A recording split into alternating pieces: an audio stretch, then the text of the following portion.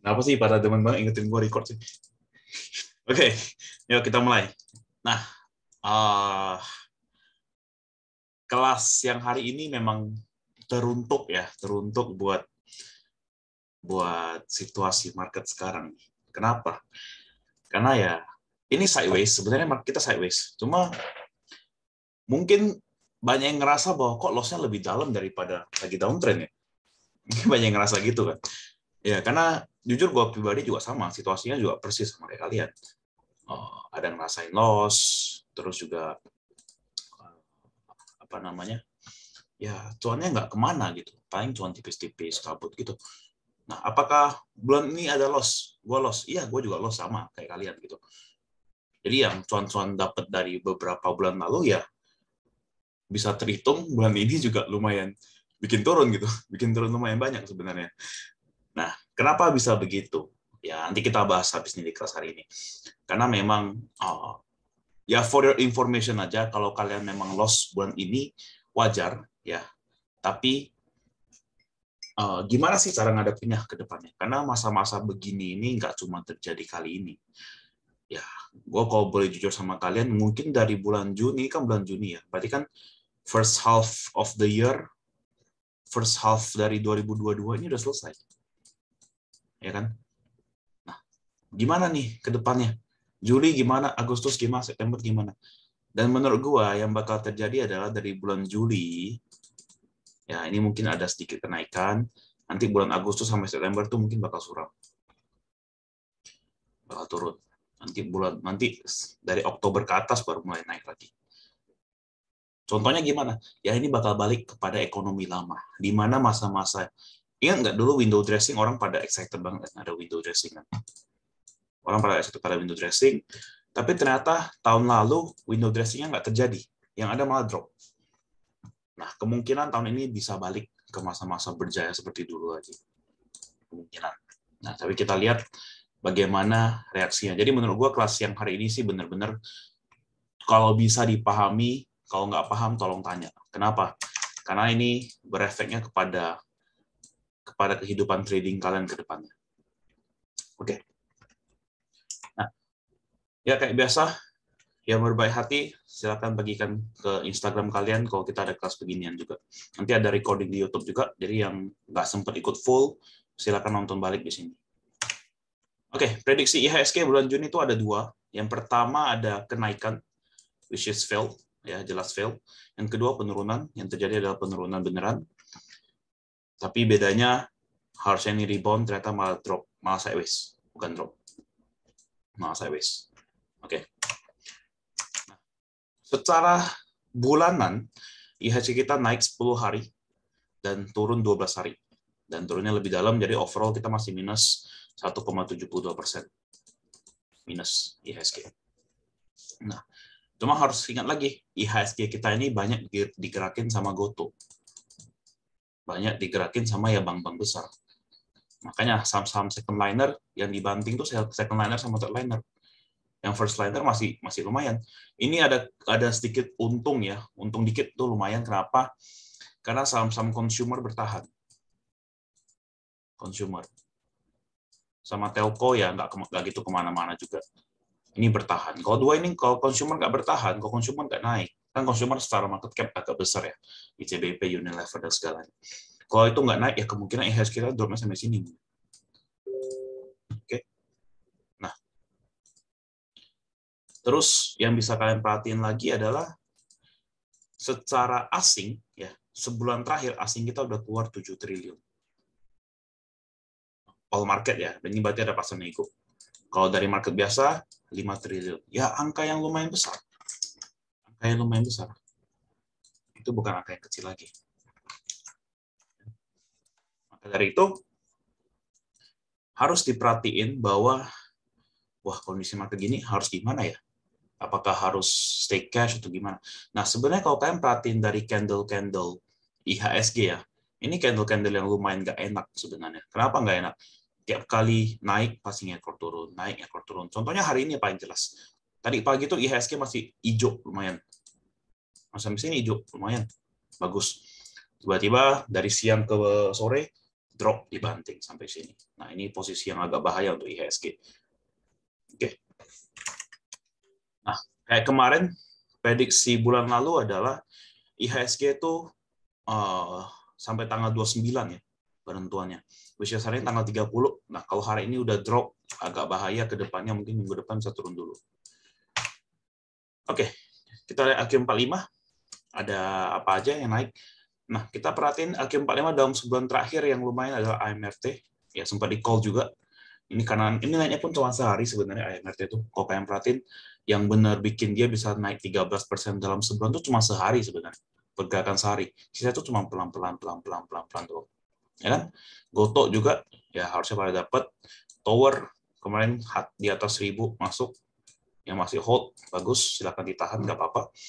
ICBP, Cepin, Java, ayam-ayaman masih menarik selama kalian perhatiin kasus shortage ayam itu masih berkurang, itu masih menarik untuk ayam-ayaman. Karena berarti kan di Indonesia kita secara ayam-ayaman masih oke gitu. Kita bisa supply ke tempat lain lagi gitu, ke negara lain. Oke. Nah, terus Medco juga saham minyak, tapi ya saham minyak ini geraknya agak sideways-nya tuh lumayan keras ya. Jadi naik dikit bisa langsung dibanting, naik dikit dibanting lagi bisa gitu. INDF agak pelan karena ngikutin ICBP juga. Ini kan grup company ya. Grup company itu berarti contohnya kayak MTech deh anggapannya. Di dalam satu company ini ada banyak company lain. Jadi ya kalau mau gerak susah kalau mau gerak kenceng.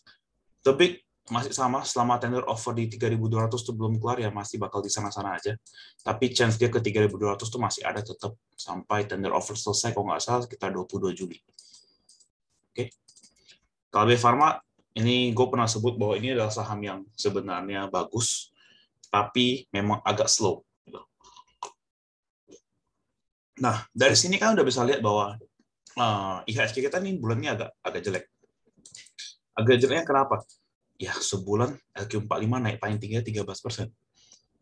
Sedangkan top losernya Harum, Inco, Antam, Tins, MDKA, PTBA, Adaro. Ini semua komoditas. Ya kan? 1-7 komoditas. Apakah berarti masa-masa komoditi, kan ada yang namanya komoditi super cycle, kan? Apakah masa-masanya selesai atau lagi istirahat? Ya menurut gue masih istirahat, belum selesai. Cuma ya memang koreksi, ya udah tinggalin dulu. Oke. Beberapa yang kemarin di support kita spekulasi buy, bahkan fail, drop lagi lebih dalam, ya udah cabut dulu gitu. Nah, MTech, BBTN, TPIA. Oke. Jadi ya memang IHSG kita tuh sebenarnya dropnya memang didorong oleh komoditas. Saham-saham komoditas lah yang bikin IHSG kita drop sampai ya sideways kemana-mana sini aja.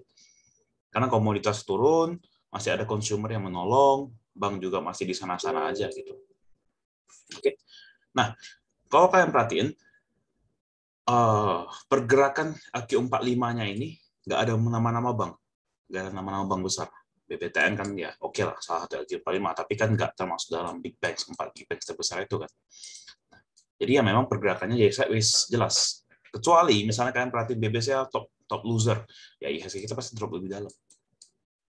Gitu. Oke.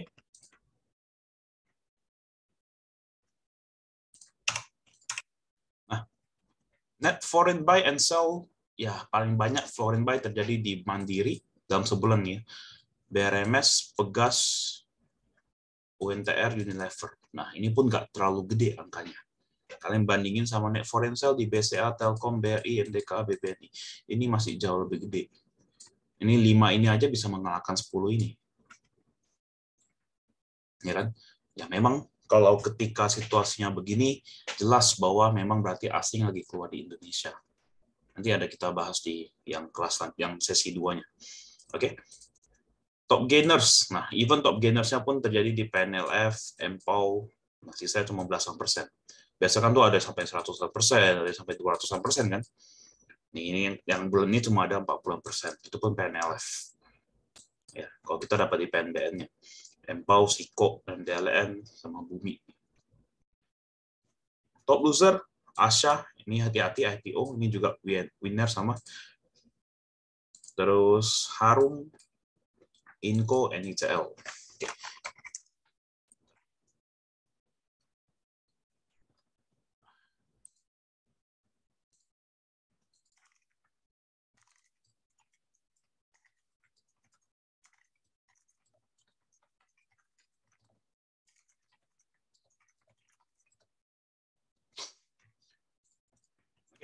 Nah, bulan Juli pun nggak ada corporate action yang menarik sebenarnya. Ya. Nggak ada corporate action yang menarik. Corporate action-nya biasa-biasa aja sebenarnya. Karena masa-masa pembagian dividen juga udah pada lewat. Biasa ntar ada lagi di akhir tahun menjelang kuartal keempat ya.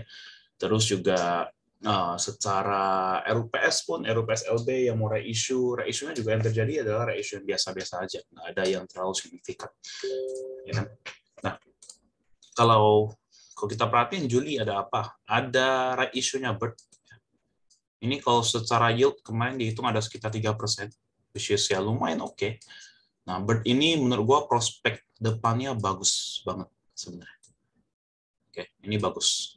Kenapa? Karena ya logikanya gini aja, kan taksi Bluebird nih, ketika pesawat udah mulai lancar semuanya, turis udah mulai lancar semuanya, kan otomatis pendapatan dari Bird ini juga bisa naik.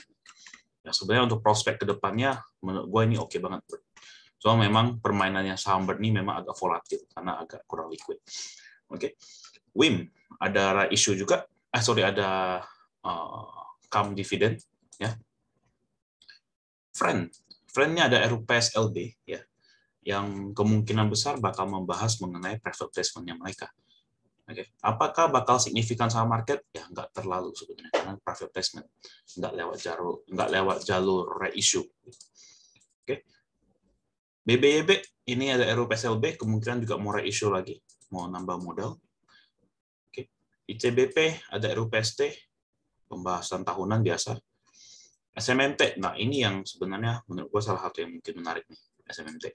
AGI ada RUPST, ya kemungkinan bisa bahas dividen lagi. Oke. Kalau SMMT, kenapa gue bilang menarik? Karena ya isu-isu SMMT sekarang yang terjadi di market adalah mau dijual. Ya, SMMT mau dijual. Berarti ada pembeli baru. Nah, biasa kalau ada pembeli baru gini, ya biasa menarik. Historically, kalau kalian perhatiin ada BPKP dan segala macamnya, ya menarik. Cuma kan ini masih isu, belum tahu. Ya balik lagi, kalau teknikalnya udah menarik, ya kita boleh masuk. Aktivitas sektor bulan Juni, prediksinya begini. Yang bisa naik adalah transportasi, energi, basic, dan cyclical. Ya ini naik di awal doang, ini juga naik di awal, sisa dibanting semua di akhir bulan. Nah, di Juli, gua ubah konsepnya jadi yang kemungkinan dia ada chance untuk naik dari yang low, medium, high. Nah, chance yang bisa naik adalah teknologi. Kenapa? Karena teknologi ya, kalau gue perhatiin koreksinya udah lumayan oke, lumayan dalam ya. Nah, tapi ini mungkin kenaikannya bisa jadi di akhir bulan, di end of the month, Juli, nggak di awal. Oke. Infrastruktur sama juga, tetap gue masih bilang telco itu menarik. Konstruksi masih menarik walaupun hari ini koreksi, tapi pembuangannya nggak gitu besar juga. Masih lumayan menarik. Terus kalau kita perhatiin cyclical, nah cyclical biasa menjelang masa-masa gini ya ada pergerakan sedikit. Cuma kan cyclical kalau naik juga nggak terlalu signifikan. Ada kayak ERA, MAPI, LPPF, Rolls dan segala macam. Banyak saham cyclical cenderung murah, cenderung udah ya harga wajarnya di segini maksudnya gitu. Oke. Yang medium, properti. Kenapa properti masuk ke medium? Padahal ya berapa bulan ini kalau pengen perhatiin di bawah terus turun terus kan. Tapi yang masih sideways, masih di sini-sini aja. Nah, kalau konstruksinya mulai gerak, biasa bakal terdorong juga properti mulai gerak. Makanya kenapa gue kemarin ada call APLN sama ASRI. Terus ya dua ini di hold dulu aja. Karena ya menurut gue propertinya ini masih lumayan menarik. Gitu. Oke, basic industry ini yang berhubungan, yang paling signifikan ya, berhubungan dengan metal-metalan. Oke. Kita melihat metal-metalan bulan ini koreksi 20% rata-rata. Ya ada chance bulan depan bisa rebound. Tapi balik lagi, teknikalnya break, higher high, kita baru masuk. Oke, non cyclical, isinya consumer sama CPO. Ya masih ada chance naik untuk consumer. Makanya HMSP, tapi ini kan non syariah ya. HMSP itu masih menarik sebenarnya. Consumer even kayak Mayora, ICBP itu masih menarik juga so far. Oke. Industrial ada ASI, UNTR, MLPL. Nah, Astra sendiri ya kalau kita perhatiin pergerakan sih nggak terlalu gerak jauh ya, nggak terlalu turun juga nggak terlalu dalam. UNTR juga ya ada rebound sedikit, masih menarik. Sama MLPL yang kemarin sempat masuk di awal di 160-an sampai 170, ya itu masih kejaga banget sebenarnya di 150 MLPL. nggak dikasih turun lebih dalam gitu. Oke, nah yang low, yang chance naiknya agak rendah ya energi. Kalau kita ngomong soal batu bara kan sekarang lagi koreksi tuh. Kemarin sempat naik, habis itu pun koreksi lagi kan, balik ke sini lagi. Nah, ketika masih koreksi gini ya udah mending ditinggalin dulu. Gitu. Transportasi juga ya memang udah masanya istirahat kali gitu. Kan udah naik lumayan jauh juga kemarin. Jadi ya kalau sekarang waktunya istirahat, ya udah kasih mereka istirahat terlebih dahulu. Gitu. Oke. Finance juga ya kenapa chance naiknya rendah ya kemungkinan Juli ya masih sini-sini aja gitu. Paling berharap misalnya tiba-tiba BCA ke 8.000 ya mungkin agak susah. Berharap BNI misalnya ke 9.000, 9.500 ya mungkin agak berat. Gitu. Oke. Nah, secara historical ya IHSG kita tuh bulan Juli rata-rata hijau. Rata-rata, nggak selalu. Ya, 2015 sempat merah, 2013 sempat merah, duanya masih merah gitu, nggak selalu naik. Cuma chance hijaunya lumayan ada. Kenapa? Ya karena kalau kita perhatiin kan ini dari Januari, Februari, Maret, April nih hijau terus. Ya, Mei, Juni merah. Oke. Nah, Mei, Juni merah ada kemungkinan Juli hijau atau enggak merah tipis. Ada kemungkinan. Jadi kalau kita lihat secara historical presentasi dia bisa hijau bulan Juli, ya sebenarnya ada. Oke.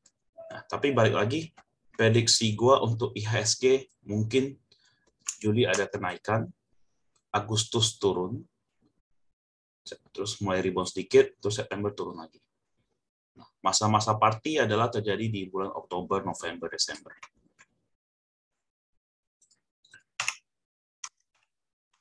Oke.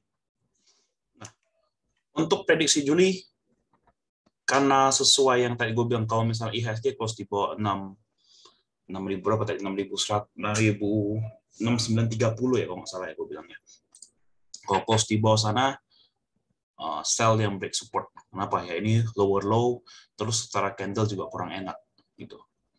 Karena secara candle kurang enak, ya ada kemungkinan dari tanggal 1 Juli ya sampai tanggal 15 Juli, ini mungkin masa sulit kita, bisa jadi sideways yang pelan-pelan turun, pelan-pelan turun.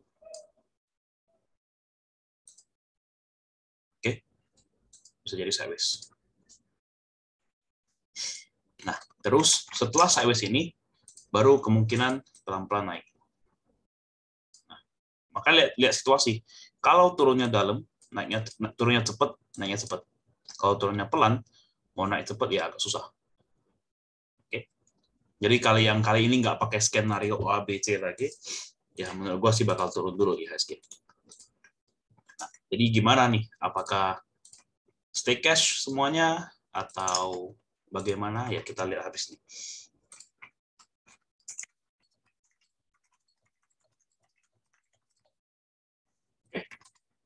Nah, oke.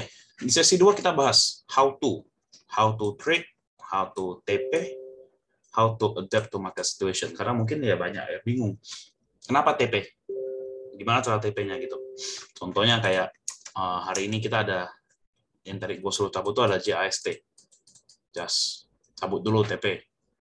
Ya, terus kayak ada apa IMJS gue suruh TP dulu walaupun naik lagi. Kenapa? Ya karena kita lihat situasi market gimana. Oke. Situasi market sekarang yang lagi terjadi adalah ada beberapa hal. Ini kita bahas secara fundamental, secara ekonomi global. Oke, secara ekonomi global, market tuh lagi takut sama yang namanya ini. GDP di US. Oke. Kenapa mereka takut? Karena GDP US, ya, GDP US quarter 1 itu udah minus. Quarter 2 ini kalau minus, secara teori ekonomi ini namanya resesi. Oke. Ini kalau kalian perhatiin ya, ini kan Januari 2020 quarter 1, Juli 2020 quarter 2 minus kan. Ini resesi. Di sini. Nah, ini kan udah minus juga nih. Kalau ini masih minus lagi, oke, resesi. Gitu. Sama juga dengan Indonesia. Market Indonesia GDP-nya Indonesia itu kata-kata minus juga. Itu ketakutan yang terjadi. Jadi mereka khawatir ketika ekonomi US ya masuk ke bagian resesi, udah masuk resesi, mereka khawatir akan terjadi panic selling di semua market yang ada di global. Terbukti 1 bulan terakhir asing jualan terus. Nah, kenapa asing jualan terus? Karena ini sebenarnya. Ini US Treasury Yield. Oke. Ini tuh anggapannya sebagai deposito obligasi negaranya US. Di mana pada tahun 2021 awal, ya, return-nya itu cuma sekitar 0,1%. Sedangkan sekarang berada di level 3,1%. Nah, big fund atau dana-dana yang besar yang sebelumnya mereka prefer market yang lebih volatil, yang lebih bisa dapat return lebih bagus, pada kabur semua, tarik, masukinnya ke sini. Kenapa masukinnya ke sini? Karena ya secara keamanan ini risk free. Risk free itu berarti nggak ada kemungkinan gagal bayar. Dia nggak ada kemungkinan gagal bayar. Oke. Jadi ya orang lebih prefer, oke lah, gue ada uang 1 triliun misalnya. Pebisnis besar atau investor besar, dia ada duit 1 triliun. Daripada dia bawa ke market Indonesia, mending dia masukin ke sini. 1 triliun setahun dapat 3%. Lebih aman. Cenderung jauh lebih aman bahkan. Kalau misalnya duit 100 juta ya mungkin nggak pusing. Cuman kalau duit 1 triliun, ya sini aja mendingan. Toh 3% setahunnya bisa buat kehidupan kok. Anggapannya gitu. Oke. Inilah yang bikin orang-orang sekarang ini takut nih sekarang. Gimana nih kalau misalnya terjadi resesi, orang-orang pada kabur dari financial market, dari stock market yang cenderung resiko lebih besar, ya, pada takut, gimana nih? Apa yang bakal terjadi? Gitu. Nah, ketakutan yang kedua terjadi di bulan Juli tanggal 13. Oke. Tanggal 13. Di mana bakal ada pengumuman lagi mengenai inflasi. Kenapa ini berpengaruh? Karena sebelumnya inflasi kita itu 8,6%. Di mana 8,6% ini kalau naik lagi, ini misalnya naik ke 9, atau bahkan naik ke 8,9 aja, 8,8 misalnya. Yang terjadi apa? Central Bank naikin suku bunga lagi. Suku bunga. Sedangkan ini kan yang salah satu yang bikin market turun pada bulan Juni. Ya kan? Bulan Juni market turun karena ini kan suku bunga naik 75 bps. Sekarang berarti kan di level 1,75. Sedangkan target mereka ada di sekitar level 2,5. Nah, kalau misalnya dinaikin sekali lagi, ya mungkin masa-masa penderitaan kita selesai. Dengan cara apa? Inflasinya harus turun. Inflasinya nggak turun, ini masih bakal naik. Kalau ini bakal naik, yang terjadi apa? USD terhadap IDR bisa ke sekitar 15.500. Itu bahayanya. Karena IHSG kita sama IDR kita tuh korelasinya gede. Ketika USD kuat, berarti kan IDR melemah, rupiah kita melemah. Ketika rupiah melemah, sama dengan IHSG melemah.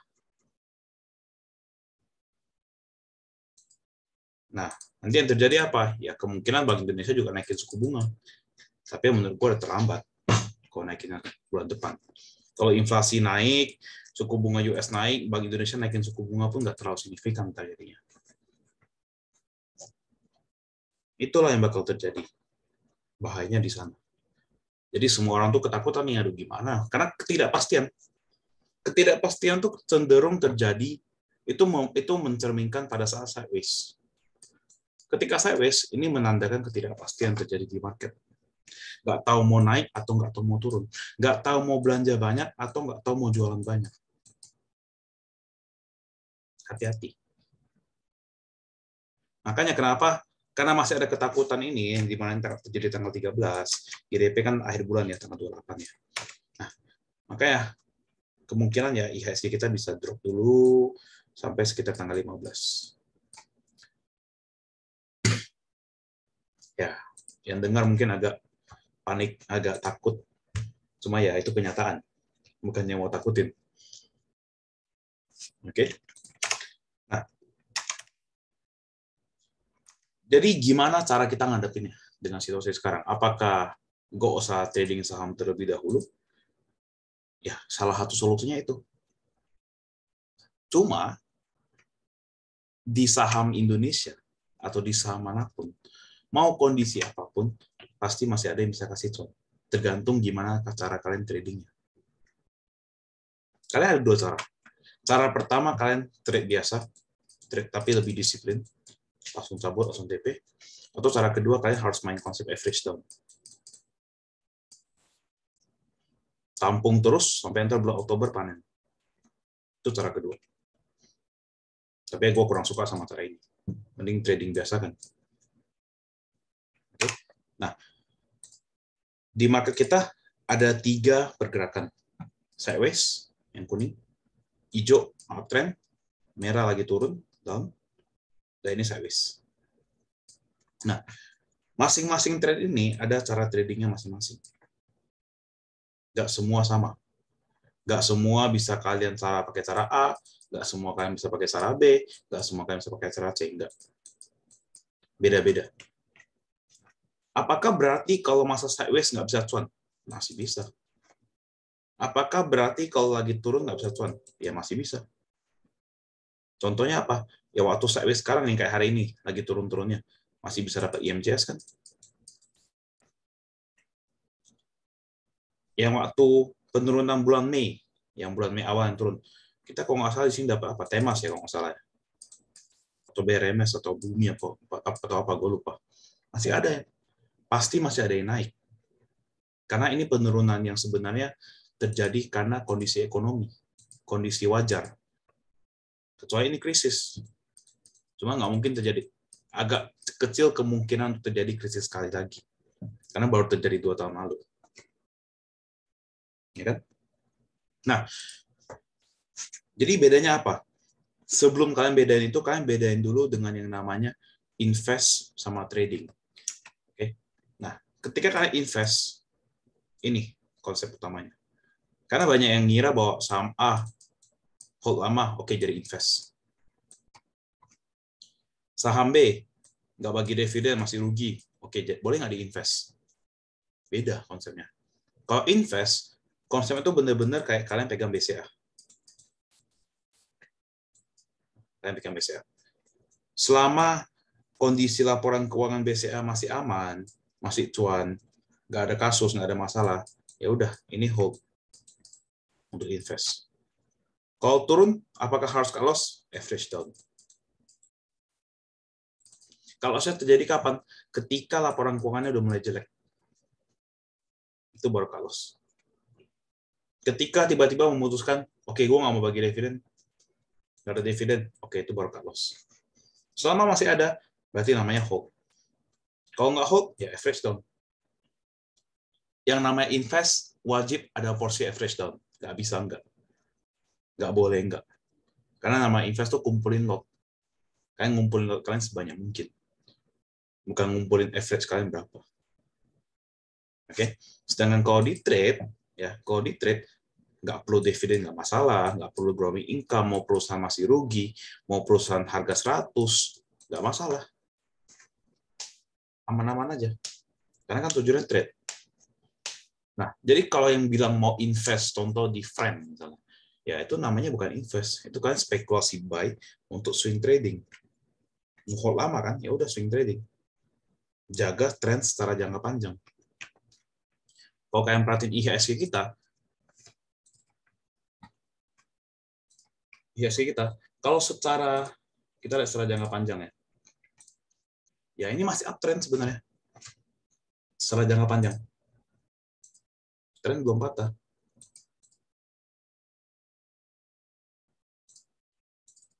Ya kan? Cek dari awal tahun. Awal tahun berarti di sini. Nah, trennya belum patah. Karena batas terbawah IHSG kita masih di sini. Ini tren belum patah. Jadi kalau orang udah takut kayak krisis nih, gimana bakal turun. Ya enggak, ini belum patah kok trennya. Masih di sana kok. Masih di sini-sini aja. Cuma memang terdampak dari second liner.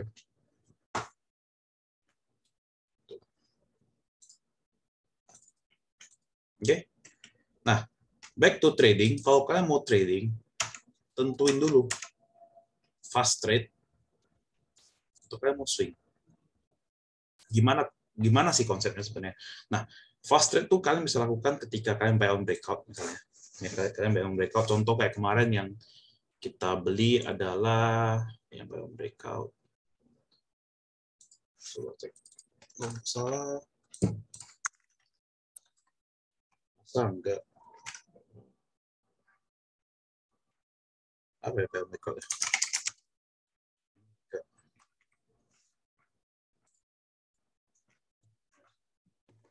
Just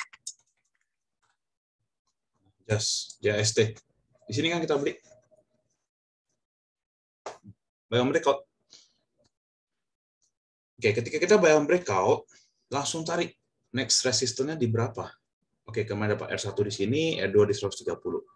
Oke, ternyata hari besoknya, tanggal 29-nya, langsung naik sampai R1, 130.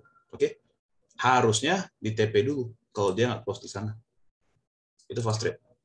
Kalau dia nggak close di atas 130, dia TP dulu. Oke, anggapan nggak mau TP sekalipun. Misalnya, gue mau tunggu 1 hari lagi deh. Baru kasih lihat dia masih bisa break atau enggak. Gitu. Ya udah, kasih sehari. Hari ini tadi pagi dong.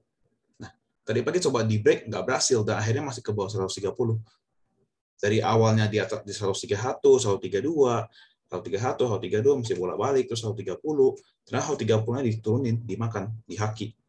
Ya udah cabut TP langsung. Jangan dipusingin.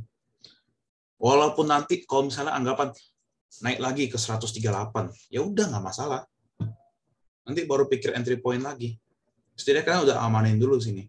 Karena lebih mending cuan kalian lebih tipis, lebih mending kalian cuannya kayak 130 TP daripada kalian dibawa turun lagi malah nggak jadi cuan. Lebih mending gitu. Ya kan? Ya kalau kalian ngerasa kayak gue orangnya mau go big or go home. Gue mau hold sampai dia benar-benar cuan luber. Ya silakan, nggak masalah. Cuma kalau turun ya harus kuat. Kayak kita TP di 130, cuma ada yang mau hold, katanya mau sampai 140 misalnya. Ya, ada yang kuat nggak gitu? Ya.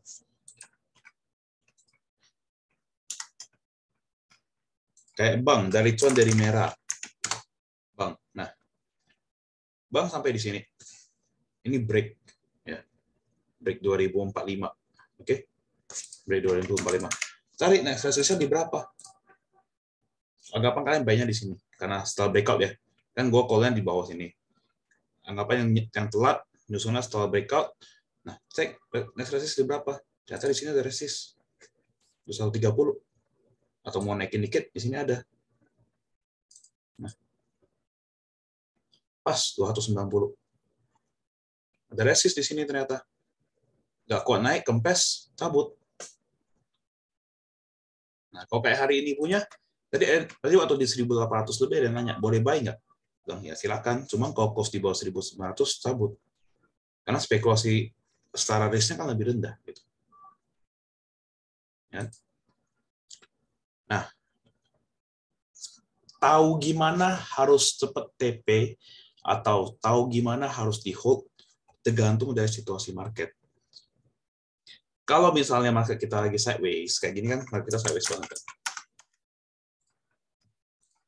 Ini kan sideways banget nih market kita. Yang beginian, yang nggak usah di hold lama-lama. Jangan. Udah cuan TP dulu, cuan TP dulu. Nanti ketika IHSG kita closingnya di atas ini, di atas ini, baru kita boleh hold. Baru enak. Ketika marketnya lagi sideways, lagi bolak-balik, cuan bungkus, cuan bungkus, cuan bungkus. Even cuannya cuma tipis, dapat cuma misalnya kalian ngincar 8%, 10%, tapi cuma dapat 3%, 4%. Ya udah, bungkus dulu. Yang penting tuh bungkus dulu. Nanti kalau misalnya naik lagi, close di atas resistance baru, ya baru break, baru buy lagi.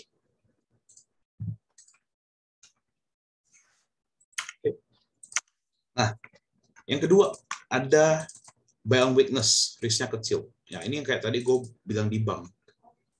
Kalau kalian tanya gue di sini, boleh masuk nggak? Gue pasti bilang boleh. Kenapa? Ya memang risknya kecil kok. Anggapan dia cost-nya di sini di bawah 1.900 ya. Tapi kalian buy di 1870. Terus dia close di 1880, kalian jual. Ya cuma dikit aja. Risknya kecil. Amar. Ya ini risknya kecil. Dari ketipan yang panjang, ya ini gue rasa, wah kuat banget nih. Nggak di break. Oke, break. Tiba-tiba jalan. Dapat 9%. Cek resist selanjutnya di mana? Pertama di 300. Selanjutnya di 322. Selama dia close di atas 300, ya udah hold dulu. Kasih dia kesempatan ke 322. Kalau masih nggak bisa naik, ya udah cabut. Nah, anggapan kayak situasi kemarin tanggal 29, dia sampai ke 314 deh. Kalian mau TP. Ya udah TP dulu aja. Nanti kalau close di atas 300, baru beli lagi. Atau tunggu dia close di atas 322, baru buyback. Kondisi market sideways. Kalau kondisinya lagi uptrend, lagi marketnya lagi kayak gini. Enggak, ini karena kotor. Kayak gini. Nah, ini nggak usah pusing. Kalian mau beli apapun, satuan apapun. Enak kalau masuk gini. Saham break resist, buy, break resist, buy, break resist, buy. Justru yang begini itu, gue lebih nggak suka kalau buy on weakness. Kenapa? Yang buy on weakness biasa ada masalah perusahaannya. Cuman kalau dia nggak ada, kalau dia buy on breakout, itu lebih menarik. Break resist, buy. Apalagi kalau udah kayak gini nih contohnya. Nih. Break resist kan IHSG-nya kan. Oke, break, udah. Kayak gini mah udah mau sama apapun kalian hajar aja, berani hajar aja. Enak.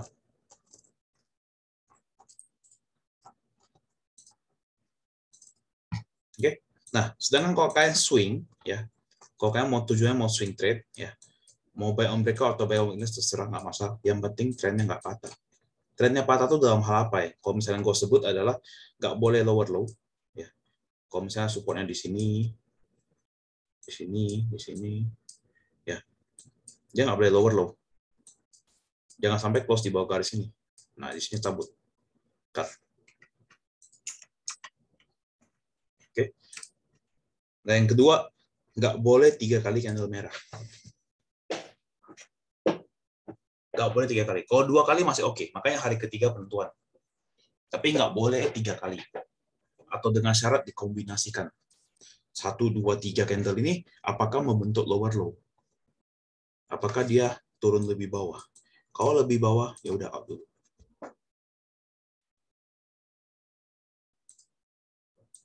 Oke. Nah, jadi buy on weakness atau buy on breakout, yang mana sih yang harus kalian lakukan? Ketika market uptrend, kalian buy on breakout boleh, buy on weakness oke, hold saham oke. Yang penting jaga trennya. Jangan sampai trennya patah. Oke. Nah, kalau market lagi downtrend, paling bagus adalah buy on weakness, sell on resist. Itu paling jelas. Jadi beli di bawah sampai ke TP1 langsung jual. Tujuan utamanya lebih ke arah fast trade. Nah, kalau sideways ya, buy on weakness, sell on resist sama. Nah, buy on breakout-nya tergantung sama sektornya. Kalau sektornya lagi sektor yang hot-hotnya, lagi bagus-bagusnya, oke, kalian boleh hold. Tapi balikin ke sini. Lower low, candle merah. Jangan sampai supportnya di break kalau kalian mau hold. Kalau lebih bagus sih TP dulu. Nanti kalau close atas, ya baru buy lagi. Anggapan yang baik kedua kalian ini, anggapan dia loss, malah jadi loss kalian sell. Ya nggak masalah, at least sudah ke cover sama profit yang pertama. Gitu. Nah, apakah di sideways market kalian boleh hold saham? Jawabannya boleh. Kayak ISAT masih boleh. Kayak apa lagi? Telco. Yang beberapa yang sektornya masih oke, kayak SAME. SAME mau hold, ya masih boleh. Kenapa? Ya balik lagi, depends on sektor. Kalau sektornya lagi jalan semua, ya bagus. Kayak AGI. Nah, AGI yang saya tanya, kenapa perlu TP atau hold? Kenapa gue bilang TP dulu? Ya kan AGI juga cenderung sering ke bawah, terus closing di atas kan. Yang mending kita jual dulu, kan average paling nggak jauh-jauh amat, paling 2050, 2060, 70 gitu kan, nggak jauh-jauh banget dari sekarang kan. Nah, mending kasih dia jual dulu sekarang, atas, nanti sampai ke bawah, sempat ke ARB, coba buyback, ya, atau closing di atas lagi, lumayan. Lebih mending gitu. Nah, ya, anggaplah ini sebagai buku catatan kalian. Perhatiin kondisi IHSG sekarang apa. Kondisi IHSG sideways. Yang sekarang sideways. Ya udah, yang harus kita lakukan adalah kalau kita buy on weakness, sell on resist. Ya ST itu buy on breakout. Sektornya bagus. Cek resistnya berapa. Selanjutnya berapa. TP2 di 130. Oke, cabut dulu. Kalau OTW gini. Kalau TP1 ke TP2-nya kenceng, dalam sekejap pum. Oke. Incer TP2. Tapi kalau naiknya pelan-pelan, ya udah TP dulu aja. Oke. Buy on weakness, sell on resist. Kayak kemarin ASA. Itu buy on weakness. Nah, ada resist di 1910, ya udah cabut dulu. Nah, awal kan bisa di break nih, sampai ke 1940 kan. Awalnya bisa di break. Tapi pelan-pelan nggak bisa, nggak lewat, beberapa kali dites nggak lewat, malah turun, ya udah jual. Lihat kondisi market. Nanti kalau misalnya bulan Oktober, November, Desember beneran uptrend, beneran market naik, udah nggak usah pusing. Ngincer-ngincer saham-saham Baker sana. Yang at least 30-40%, 20% bisa. Kalau lagi turun, downtrend, di mana kemungkinan Agustus bulan 8 atau bulan 9 ya. Ini kemungkinan turun. Ya, kemungkinan turun. Nah, di sini tuh ya hati-hati. Kalau bisa hold saham, jangan sampai terlalu berhari-hari. Sampai udah TP, udah cuan, TP, cuan, TP, cuan, TP. Memang harus kalau cabut dulu. Apa saham Bakernya? Gue sih lumayan tertarik tuh sama saham Bumi sih sebenarnya. Bumi ini kuat banget loh, kalau kalian perhatiin. Ini lumayan strong banget. Tiap kali turun dinaikin lagi. Dan kan masih di harga 60, mau ke 120 gampang untuk Baker. Arah sekali udah berapa? 35%. Ya kan? Oke. Next. How to TP. Uptrend Edition. Jadi, mungkin banyak yang bingung nih. Cara TP gimana sih? Gue udah cuan tapi nggak TP-TP. Gitu. Gue udah cuan tapi nggak TP. Oke. Kalau sahamnya lagi uptrend, ada dua cara. Yang pertama jaga support, yang kedua jaga candle. Jaga support tuh gimana? Nah, ini kan kelihatan nih. Ini harusnya kalian familiar nih temas. Gue selalu bilang di bawah 3.000 cabut. Kenapa? Ya ini support 3.000 jelas kelihatan banget. Kalau di bawah 3.000 close, oke, cabut. Terbukti kan? Boom, turun. Jaga candle tuh gimana? Ya dua candle merah. Yang selalu ngomong 2 CM. Dua candle merah. Oke. Dua candle merah. Kayak begini, 1, 2, ternyata kan yang ketiga hijau. Oke, hold. 1, 2, yang ketiga merah, cabut. Udah. Anggapan buy di sini. 1, 2, merah, cabut yang ketiga. Udah. Jangan sampai 3 candle merah. 3 candle merah biasanya udah nggak bagus. Gitu. Jadi ingat aja rumusnya, jaga support. Ya, kalian cek supportnya berapa. Support kuat ya, terutama S bintang ya. Support kuat. Dan rumus kedua adalah 2 CM. 2 candle merah. Kenapa nggak satu? Satu ya terlalu gampang dilewatin. Ini satu udah satu. Kalau satu ini satu juga. Ini juga satu. Terlalu cepat ntar buangnya. Jadi bagus 2 candle merah. Oke? Nah, lebih baik lagi kalau kalian kombinasikan 2 candle merah plus support. Anggapan gini, contohnya ya, 1 candle merah nih. Terus ini hijau, tapi tipis saja hijaunya. Ya ini hijau. Terus ini candle merah lagi. Nah, kalau yang candle hijau ini masih bentuk lower low, ya cabut. Contoh kalau kalian perhatiin tema sini ya, ini kan merah, hijau, ya kan? Merah, hijau. Nah, tapi kan candle ketiganya padahal kan harusnya dua candle merah berturut ya. Harusnya berturut-turut dua candle merah. Tapi candle ketiganya kan candle keduanya hijau, nggak berturut-turut dia jadi merah, hijau, merah, gitu kan. Nah, tapi kan dia break support. Makanya harus dikombinasikan dengan support. Kalau dia bikin lower low atau dalam break support atau dalam kurung lower low, ya tetap cabut. Walaupun dua candle merahnya nggak berturut-turut. Karena kalau sahamnya uptrendnya geraknya terlalu kencang, biasanya candlenya itu terlalu jauh. Kayak gini kan terlalu jauh nih, sekali ARB, ARB, ARB. Terlalu jauh candle merahnya. Jadi tetap kombinasikan dengan support yang ada. Oke. Nah, ketika downtrend, apa yang harus dilakukan? Kalian bisa lakukan satu hal, yaitu namanya buy on weakness. Nah, buy on weakness itu gimana? Nah, ketika dia dekat sini, ya, dan dia mulai muncul dua candle hijau, dua CH, ya, okay. Dua candle hijau, okay. Consider untuk buy. Kenapa? Ya kemungkinan kan dia kalau break ke bawah, risknya masih kecil. Kayak IRA deh, kalau kalian perhatiin IRA, akhirnya masuk. Tadi ada yang nanya juga, terus gue perhatiin ya lumayan oke, lumayan menarik, secara support juga kecil, secara risk juga kecil. Ya udah kita buy. Terus langsung cek resistnya di mana. Oke, sell on resist. Kalau resistnya bisa di break 1-2 hari dikasih kesempatan masih bisa di break, ya udah hold. Kalau nggak bisa TP. Yang ini Amar sama juga. Support kuat. Terus juga berapa kali dites supportnya nggak berhasil di break, oke, spekulasi buy.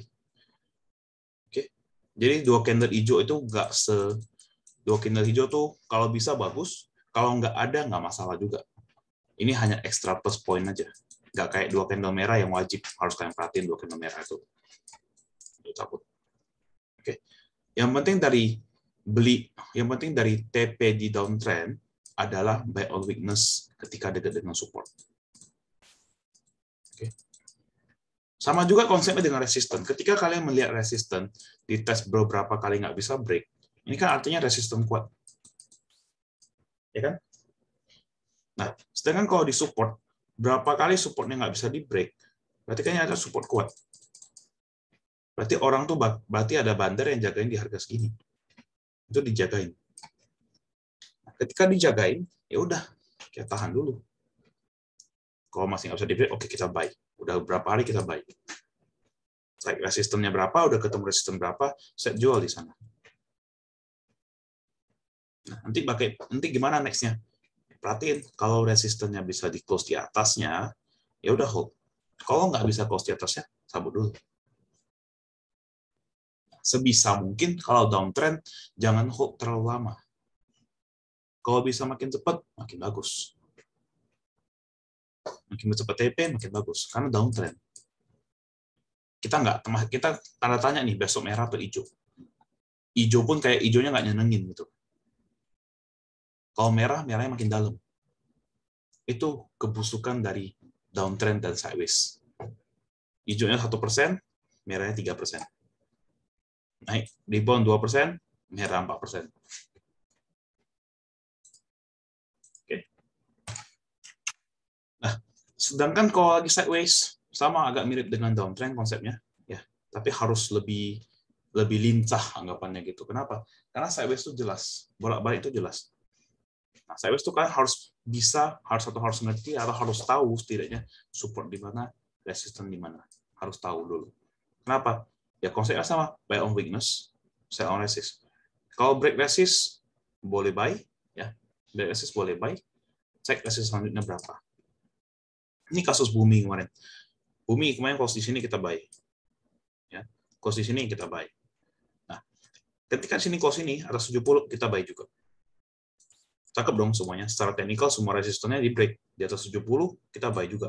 Nah, tapi ketika candle, ingat gak gue pernah ngomong candle begini tuh jelek. Kayak gini. 1, gue kasih angka deh. Gue pernah ngomong kan, gue sering ngomong candle gini tuh jadi 1, 2. Gue sering ngomong ini jelek kan candlenya kan. Kenapa?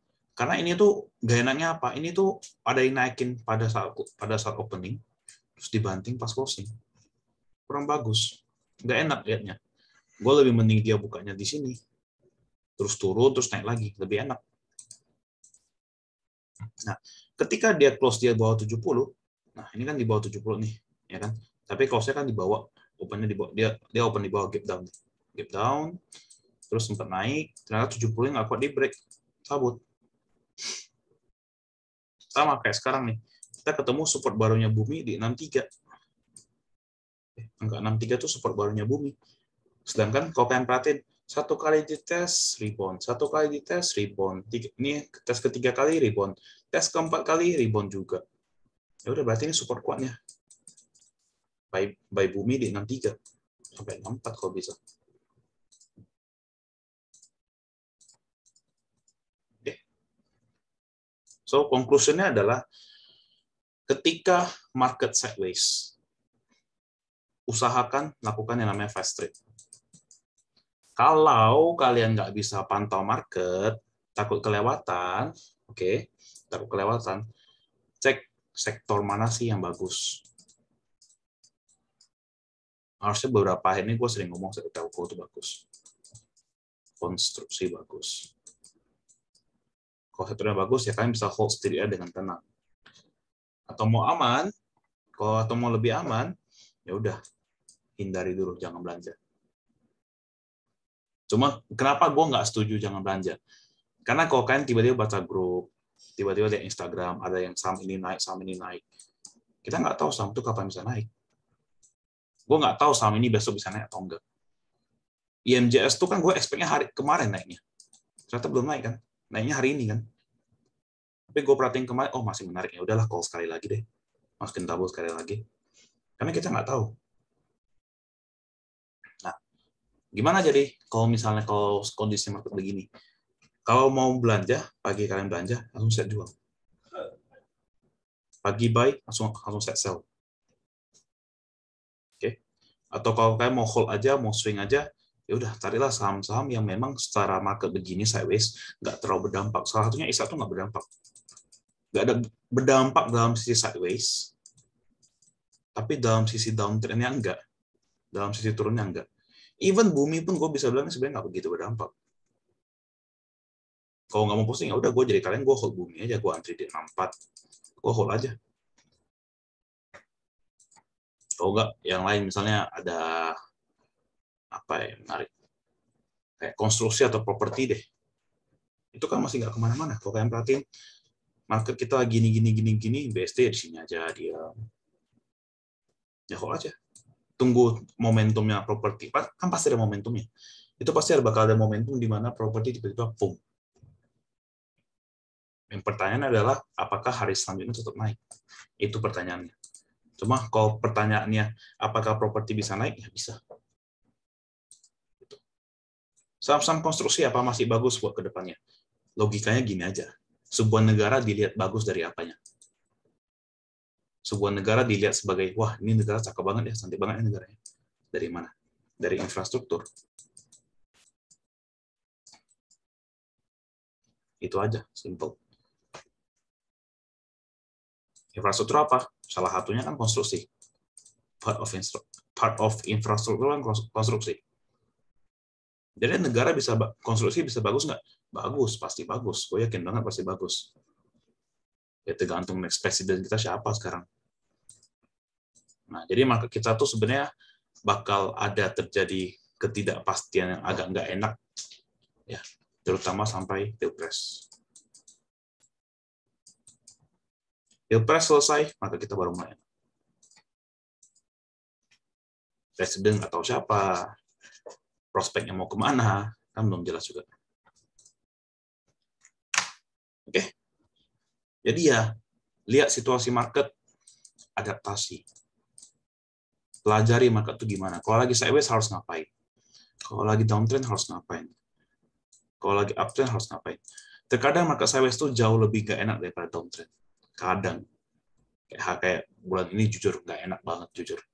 Bosen, flow nggak ada, pergerakan lambat, sekali itu naik 1%, turun 3%, itu nggak enak banget. Nah, balik lagi, sideways itu ketidakjelasan. Nggak tahu mau naik, nggak tahu mau turun. Nah, setidaknya ketika downtrend, jelas. Karena kalau kalian downtrend itu jelas nih, wah downtrend ini enak nih, main saham yang kayak mini-mini itu naiknya lebih kenceng, lebih jelas. Tapi ketika sideways, naik dikit, turun lebih dalam, nggak jelas. Lebih udah fast trade aja. Buy, langsung sell. Buy, langsung sell. Cuan 3% jual. Cuan 4% jual. Nah, gitu aja. Gimana ya cara peka sama pergantian sektor? Kayak pas sektor energi pas lagi turun, tahu itu dari mana pergantian sektor, bukan lagi koreksi wajar. Lihat dari mayoritas saham-saham utamanya. Kayak saham coal atau turun. Nah, kalau energi kan beda. Energi kita bisa lihat komoditasnya. Nah, waktu energi turun kan dimulai dari awalnya tuh dimulai dari harga batu baranya turun. Oke. Nah, ketika harga batu bara turun, otomatis kan harga sahamnya juga turun. Kalian perhatiin kalau ada yang mulai turun, ITMG, PTBA-nya mulai turun, PTBA exclude ya karena kemarin dividen. Indinya juga mulai turun. Oke, berarti ada tanda bahwa sektor energi ini tinggalin dulu. Transportasi, kalian perhatiin ketika Temas mulai drop, SMDR mulai drop, Temas break support, SMDR juga bikin lower low. Ya udah, berarti pergantian nih. Oke, ini sektornya mulai jelek nih. Nah, cek market cap gedenya apa, tapi yang liquid ya, jangan yang nggak liquid. Kayak entar kan, kalau misalnya kalian bisa lihat, entar ada Bean kan gede kan, harga saham 70 ribuan kan, jangan lihat itunya, lihat yang liquid plus lihat yang market cap-nya besar. Contoh kayak kita consumer, kenapa bisa tahu consumer itu bisa lumayan menarik gitu. Nah, kita perhatiin ya, karena dari consumer juga resist pada deep break, semua pada higher high. Oke, menarik gitu. Terus juga kalau misalnya kita perhatiin, nah konstruksi kenapa menarik? Ya kalian perhatiin rata-rata saham konstruksi pada bikin higher high semua. Of course ya, jadi menarik. Metal-metalan pada drop, kelihatan. Oke, berarti sektornya pada mulai menurun. Healthcare pada mulai rebound. Yang kemarin sideways lama, rata-rata pada beresis sama itu beresis. Mika juga rebound dari kemudian Mika kan sempat naik kenceng. Terus Hill juga naik. Jadi kan kelihatan, oke berarti sektor-sektor healthcare nih lumayan menarik nih. Terus ya cyclical, misalnya MAPI juga ada sempat 900 lebih kan. Era masih di sana-sana aja. Belum confirm bakal naik, tapi chance naiknya ada. Karena beberapanya udah mulai jalan duluan. Oke, kalau misalnya contoh lagi sektor lain, misalnya infrastruktur, kita perhatiin kan infrastruktur tapi yang gede kan. Ada konstruksi, ada telco gitu kan. Nah, ketika telkonya mulai naik, kalian perhatiin, oke, telkonya mulai naik, apakah udah naik semua? Ternyata baru isatnya naik. Excel mulai rebound. Friend false break, tapi belum juga. Kita lihat besok Friend gimana. Telco masih di sana-sana aja. Nah, ini ada chance berarti kan sektor telkonya menarik. Tower-toweran, kita perhatiin tower mulai naik. The big di sana-sana aja. Sen mulai naik. Ya udah, ya paling cuma di sana-sana aja gitu. Maksudnya nggak terlalu banyak pilihannya kan kalau tower-toweran. Paling kan tower, the big Sen, Bali gitu doang. Terus kita lihat lagi, misalnya sektor apa lagi? Industrial kan terlalu signifikan sama ASI daripada yang lain. Jadi ya balik lagi kita perhatiin dari saham-sahamnya.